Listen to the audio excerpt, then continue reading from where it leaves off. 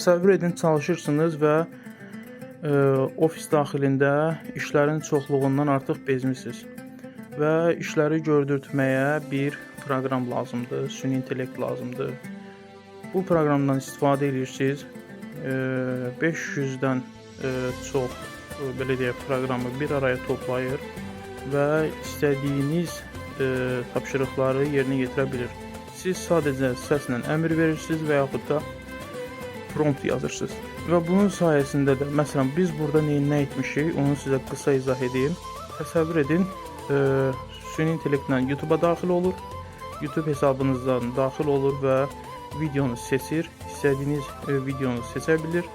Daha sonra isə e-maili yazır, e-maili həmin şəxsə göndərir.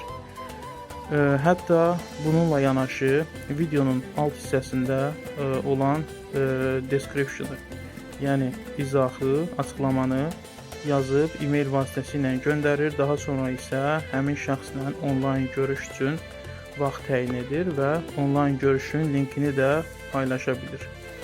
Yəni həm e-mail vasitəsilə mesaj göndərmək, həm YouTube-a daxil olmaq, həm Canva-dan istifadə etmək, həm Zoho-dan, həm belə deyək, GitHub-a bağlamaq və yaxud da digər istədiyiniz növbənöv proqramlar. Məsələn, Canva-da post hazırlayır, YouTube-da paylaşmaq və e-mail vasitəsilə onu göndərmək.